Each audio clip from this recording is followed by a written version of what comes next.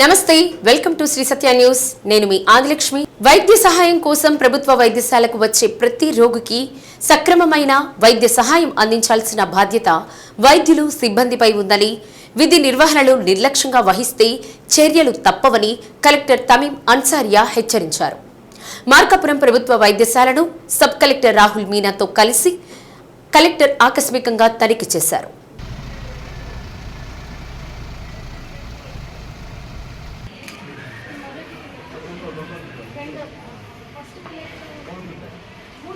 వైద్యశాలలోని వివిధ విభాగాలను కలెక్టర్ అన్సారియా నిశితంగా పరిశీలించారు. మార్కాపురం వైద్యశాల నుండి ఒంగోలు రిమ్స్కు రిఫర్ చేస్తున్న రోగుల వివరాలు తెలిసే రిజిస్టర్ను పరిశీలించారు. గైనిక్ వార్డులోని రికార్డులను పరిశీలించారు. ఇన్ పేషెంట్ల వివరాలు నమోదు చేసే రిజిస్టర్లో సిబ్బంది హాజరుకు సంబంధించిన వివరాలను పరిశీలించారు. రోగుల కోసం అందించే ఆహార నాణ్యతను తనిఖీ చేశారు. వంటగదిలోని వివిధ వస్తువులను పరిశీలించారు.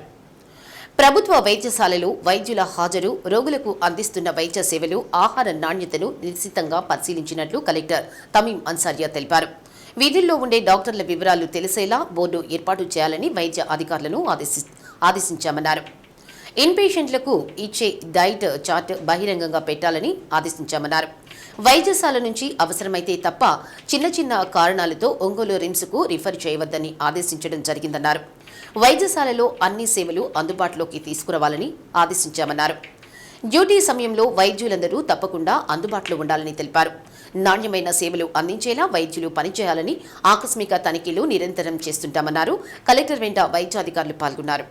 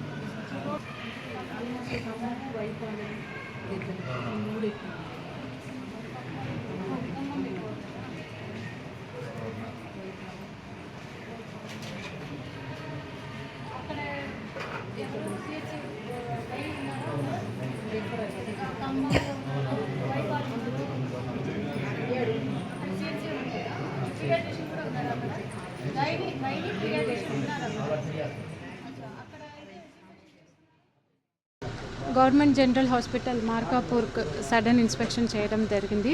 ఇన్స్పెక్షన్ టైంలో ఇక్కడ డాక్టర్స్ ప్రెసెన్స్, తర్వాత ఇక్కడ ఉన్న బేసిక్ ఇన్ఫ్రాస్ట్రక్చర్ ఫెసిలిటీస్, ఇక్కడ అందిస్తున్న పేషెంట్స్కి అందిస్తున్న మెడికల్ సర్వీసెస్ గురించి, అదేవిధంగా వారికి ఇస్తున్న భోజనం క్వాలిటీ గురించి స్పెసిఫిక్గా ఇన్స్పెక్షన్ చేయడం జరిగింది.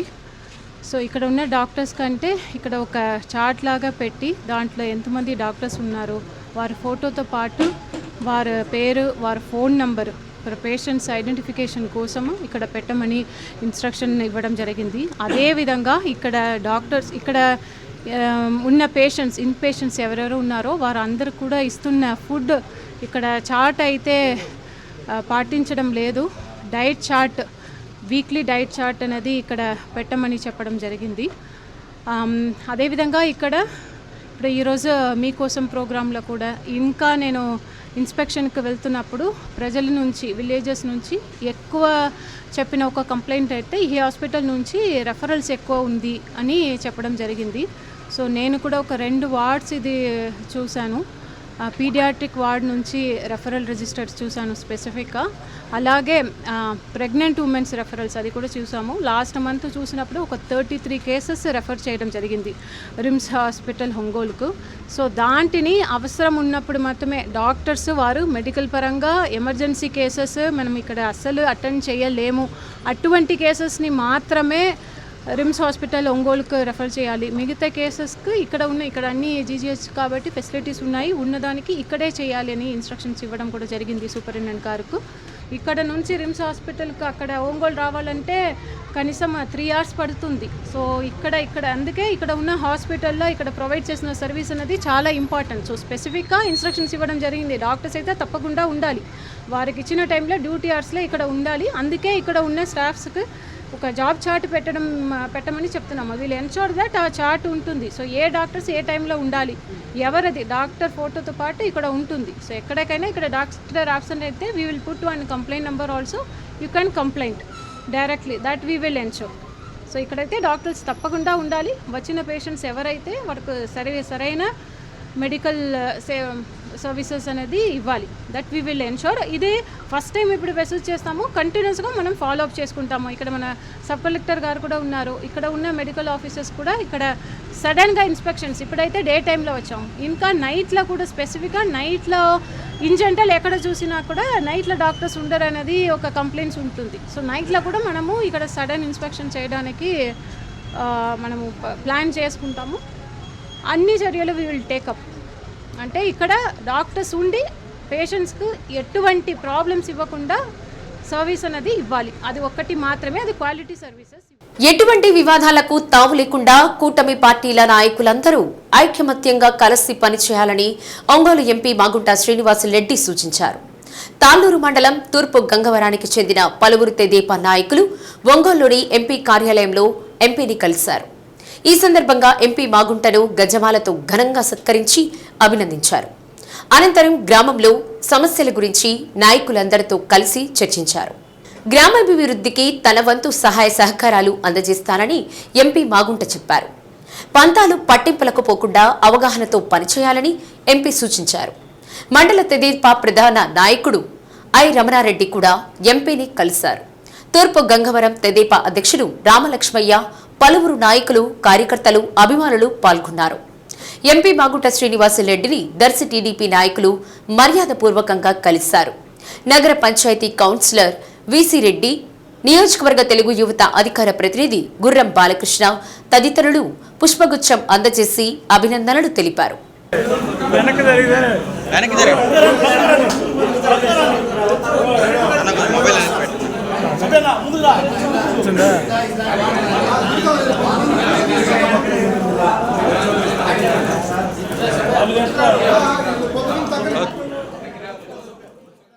మండలంలో ఎటువంటి ప్రజా సమస్యలున్నా అధికారులు తక్షణమే స్పందించి వాటిని పరిష్కరించాలని గిద్దలూరు ఎమ్మెల్యే ముత్తుముల అశోక్ రెడ్డి అధికారులకు సూచించారు. కొమరోలు మండలం అభివృద్ధి కార్యాలయంలో ఎమ్మెల్యే ముత్తుముల అశోక్ రెడ్డి అధ్యక్షతన సర్వసభ్య సమావేశాన్ని నిర్వహించారు.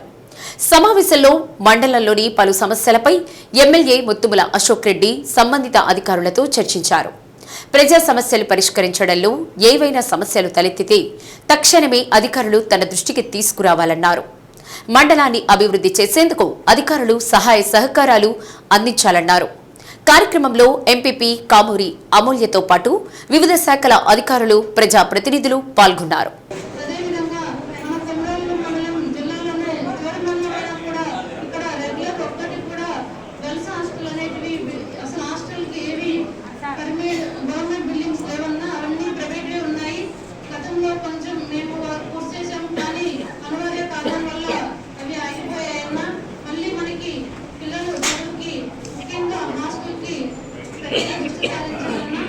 ఎందుకంటే సమస్య పరిష్కారం అవుతుంది దిశగా మేడం, మనం ఇప్పుడు ఎక్స్ కానివ్వండి, జగ్గిలు కానివ్వండి ఇచ్చిన అట్టపెట్ల వాళ్ళు అక్కడే స్టోరేజ్ పెడుతున్నారు మేడం. నేను చాలా చోట్ల చూశాను.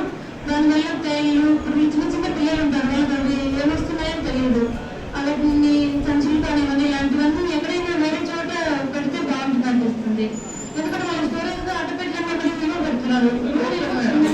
ఓకే మేడం ఈసారి మేము విజిట్లో ఏమైనా ఉంటే రెక్టిఫై చేస్తాము, కానీ ఆఫీస్కి మాత్రమే గోల్డ్ సంచులు అనేవి ప్రతి 6 months ఒకసారి కార్యాలయానికి అందించుతారు.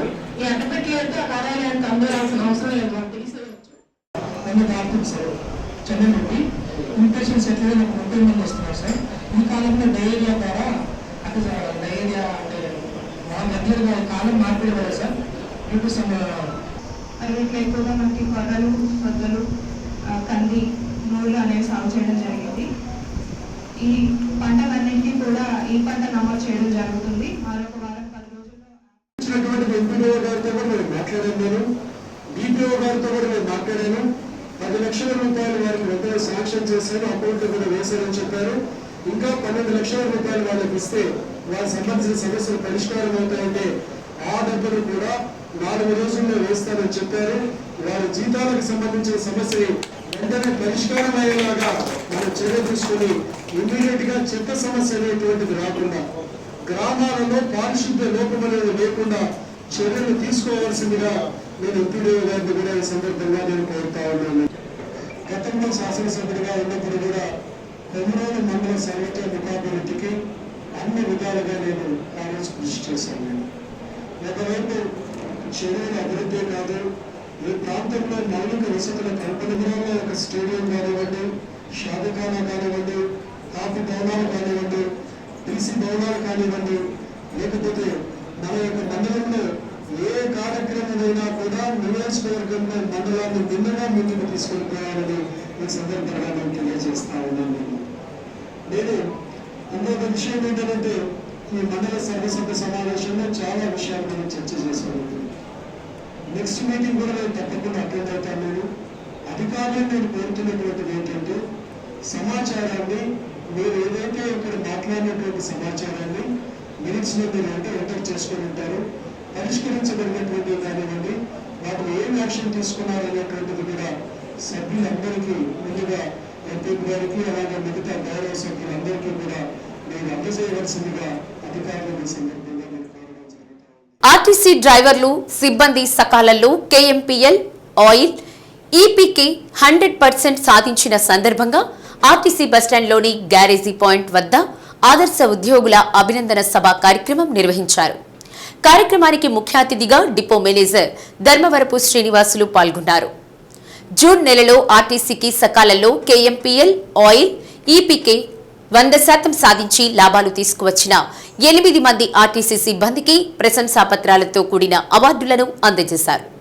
ఆర్టీసీ సిబ్బందికి ఇచ్చిన లక్ష్యాలను సకాలంలో పూర్తి చేస్తూ ఆదాయం తీసుకురావడానికి సిబ్బంది ఎంతో కష్టపడి పనిచేస్తున్నారని డిపో మేనేజర్ శ్రీనివాసులు తెలిపారు. ప్రజలు సురక్షితంగా ప్రయాణం చేయాలంటే ఆర్టీసీలో ప్రయాణం చేయవచ్చని, వారిని గమ్య స్థానాలకు సురక్షితంగా తీసుకువెళ్తున్నారన్నారు. ఇటీవల ఆర్టీసీలో 2 కొత్త బస్సులను ఎమ్మెల్యే దామచల్ల జనార్దన్ ప్రారంభించడం జరిగిందని, త్వరలో మరో 7 కొత్త బస్సులు వస్తున్నాయని తెలిపారు. కండక్టర్లు PS Rao, MS Rao, OV Ramanamma, MP Reddy, Y Sambaiah, KVS Rao, డ్రైవర్లు వై రమణయ్య, డి బ్రహ్మయ్యలకు డిపో మేనేజర్ అవార్డులు అందజేశారు. కార్యక్రమంలో assistant mechanical engineer S Vijaya, traffic superintendent RM Nayak, ASI Venkatrao తదితరులు పాల్గొన్నారు. మంచి ట్రాఫిక్ పాయింట్ల మీద మంచి అవగాహన వస్తుంది. వాటన్ని మీరు వినియోగించుకొని డిపో ఆదాయాన్ని పెంచడానికి మీరు అందరూ కృషి చేస్తున్న కోరుకుంటూ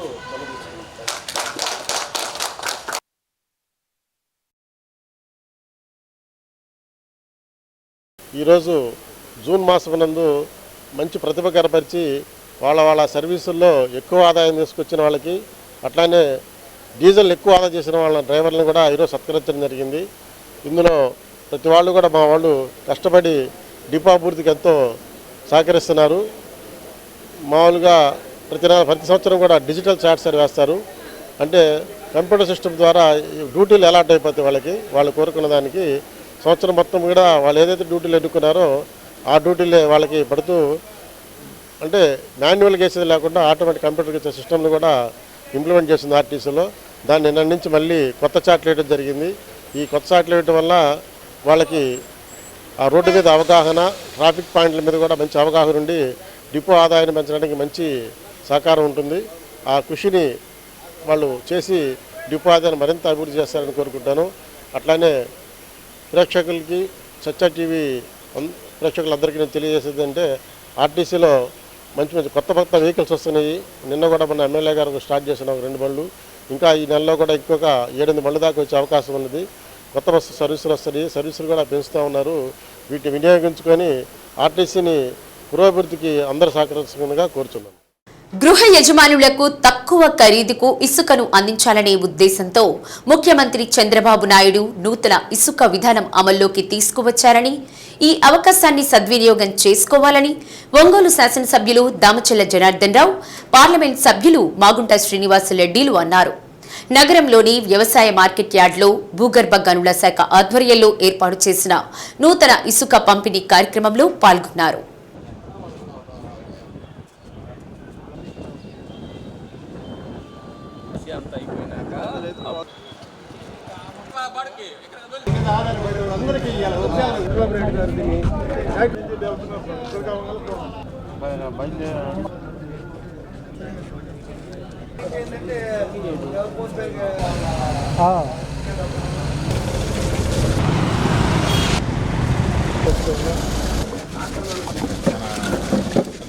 రాజం బ్రహ్మణ బ్రహ్మణ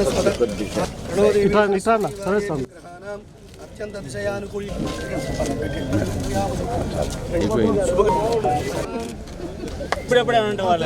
గత 5 సంవత్సరాల్లో ఇసుక మాఫియా ఏర్పడి గృహ యజమానులు ఇళ్లు నిర్మూలించుకోలేని పరిస్థితులు ఏర్పడ్డాయని అన్నారు. కూటమి ప్రభుత్వం ఇచ్చిన హామీలలో భాగంగా నూతన ఇసుక విధానం తీసుకువచ్చి కేవలం 247 రూపాయలు టన్నుకు వసూలు చేయడం జరుగుతుందని అన్నారు.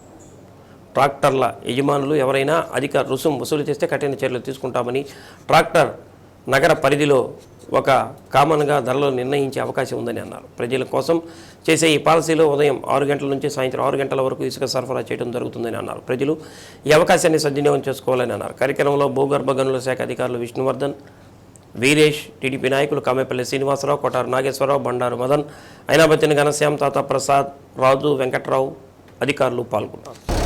మన ప్రభుత్వం ఇసుక పాలసీని ఈ మధ్య అనౌన్స్ చేయడం చూసాం.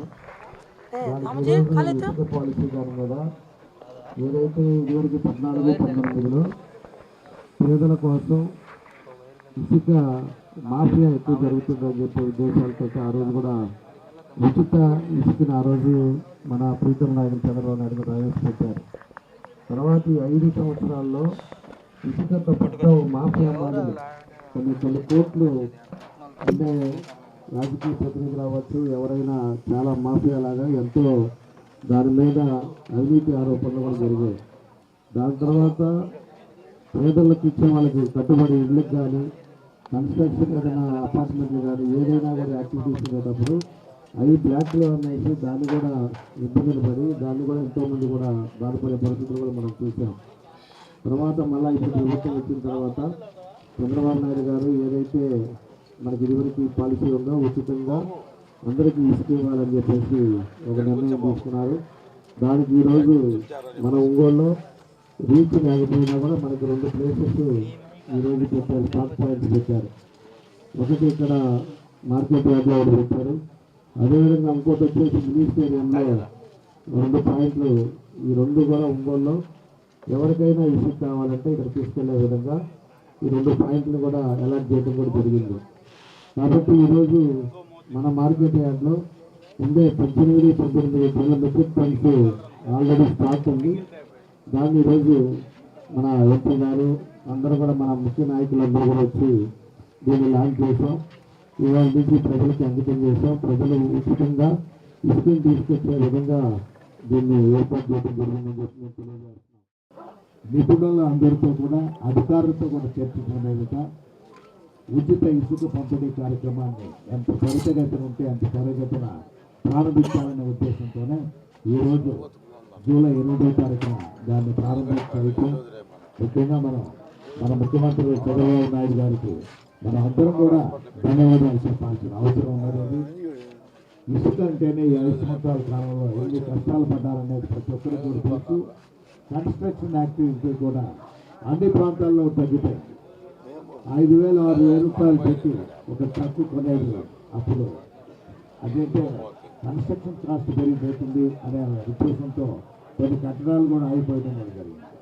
ఈరోజు మనకు 2,000 నుంచి 2,500 రూపాయలతో తక్కువ రావటం అనేది ఎంతో సంతోషకరమైనది.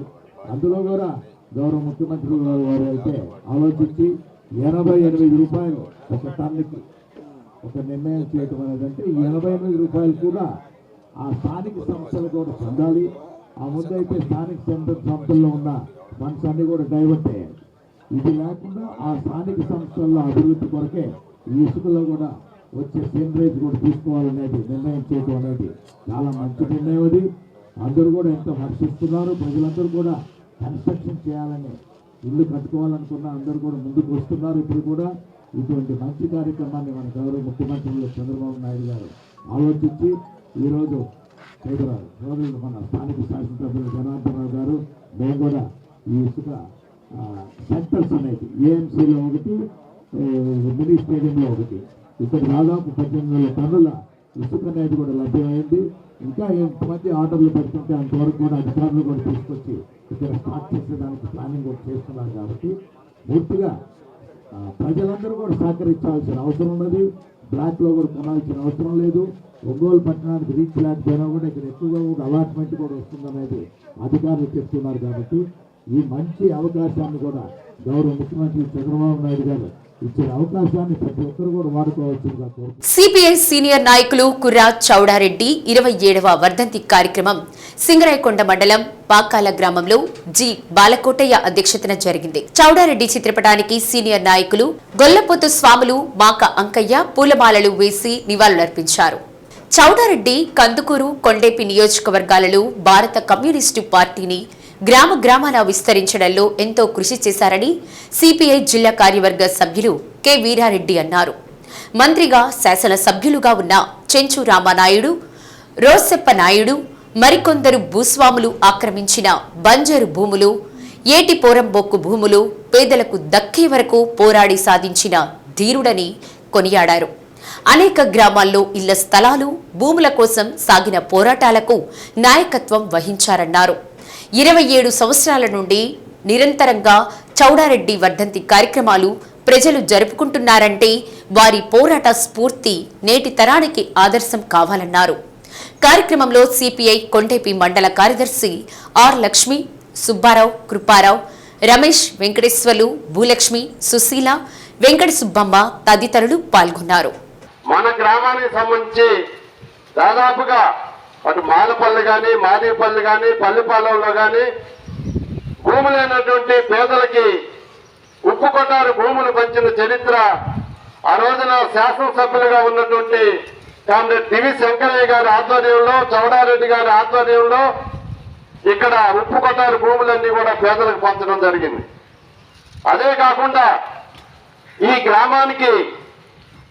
గ్రామంలో ఉన్నటువంటి పేదలకి ఆదాయ వనరులు కావాలని చెప్పి ఇక్కడ ఉన్నటువంటి ఫారెస్ట్ భూముల్ని ఆక్రమించి వాటిల్లో సవకలేసి గ్రామం మొత్తానికి కూడా ఆదాయ వనరులుగా చేసినటువంటి ఆ సవకలను ఈ రోజున వేయకపోయినా ఆ ఫారెస్ట్ భూములు ఇప్పటికీ మన పేదలకి, ఊరికి ఆదాయాన్ని ఇస్తుంది. లక్షల ఆదాయం వస్తా ఉంది. వ్యవసాయ కార్మికుల జీవనోపాధిని పెంచడం కోసం కామ్రేడ్ చౌడారెడ్డి గారు వ్యవసాయ కార్మిక సంఘం జిల్లా అధ్యక్షుడిగా అనేక పోరాటాలు, రైతు పోరాటాలు, అలాంటి మహోన్నత జీవి ఇవాళ మన మధ్య లేకపోవచ్చు, కానీ ఆయన ఆశయాలు మన మధ్యలో ఉన్నాయి. ఆయన ఆశయాల్ని మనందరం కూడా ముందుకు తీసుకుపోవాలని చెప్పి మీ అందరికీ విజ్ఞప్తి చేస్తూ ఈ 2 మాటలు మాట్లాడే అవకాశం కల్పించిన మీ అందరికీ కూడా ధన్యవాదాలతో ముగిస్తా ఉన్నాను. బేస్తవారిపేట పట్టణంలోని రైతు భరోసా కేంద్రంలో దొంగలు రెచ్చిపోయారు. రైతు భరోసా కేంద్రం వెనుక భాగంలోని తలుపును పగలగొట్టి లోపలికి ప్రవేశించిన గుర్తు తెలియని వ్యక్తులు 75,000 రూపాయల విలువ చేసే ఎల్ఈడి టీవీతో పాటు 5 సీలింగ్ ఫ్యాన్లు, gas cylinder, gas stove, rice cooker చోరీ చేశారు. ఉదయాన్నే రైతు భరోసా కేంద్రాన్ని తెరిచేందుకు వచ్చిన అధికారులు కేంద్రంలో దొంగలు పడ్డారన్న విషయాన్ని గుర్తించారు. పోలీసులకు ఫిర్యాదు చేయడంతో ఎస్ఐ నరసింహారావు సంఘటనా స్థలానికి చేరుకొని పరిశీలించి కేసు నమోదు చేసి దర్యాప్తు చేస్తున్నారు.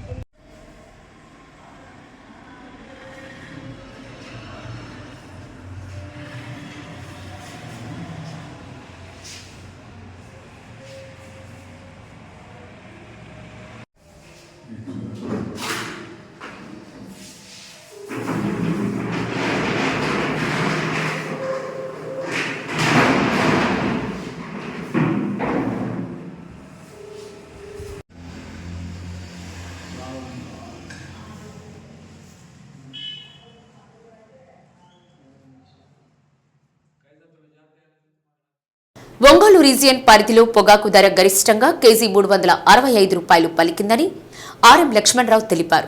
రీజియన్ పరిధిలో 4734 బేళ్లు రాగా 3906 బేళ్లు వ్యాపారులు కొనుగోలు చేశారు. 828 బేళ్లు వివిధ కారణాలతో తిరస్కరించారు. ఒంగోలు కొండేపి కేంద్రాల్లో 100వ రోజు వేలంపాటలో 3165 బేళ్లు రాగా 2691 బేళ్లు వ్యాపారులు కొనుగోలు చేశారు. 474 బేళ్లు వివిధ కారణాలతో తిరస్కరించారు. అందులో కేజీ గరిష్ట ధర 365 రూపాయలు, కనిష్టంగా 205 రూపాయలు, సరాసరి 329.93 రూపాయల వచ్చింది. వెల్లంపల్లి, పొదిలి, కనిగిరి తదితర కేంద్రాల్లో 95వ రోజు వేలంపాటలో 1769 బేళ్లు రాగా 1215 బేళ్లు కొనుగోలయ్యాయి. 354 బేళ్లు వివిధ కారణాలతో తిరస్కరించారు. అందులో గరిష్టంగా 360 రూపాయలు, కనిష్ట ధర 307 రూపాయలు, సరాసరి 307.81 రూపాయి పలికింది. శ్రీ సత్య న్యూస్లో నేటి మాట. మనం నిజాయితీగా ఉన్నంత వరకు ఎవరి ముందు నటించాల్సిన అవసరం ఉండదు. శ్రీ సత్య న్యూస్ ఇంతటితో సమాప్తం. నిరంతరం చూస్తూ ఉండండి శ్రీ సత్య న్యూస్. ఇవి బులెటిన్ విశేషాలు. తిరిగి మరో బులెటిన్లో కలుద్దాం.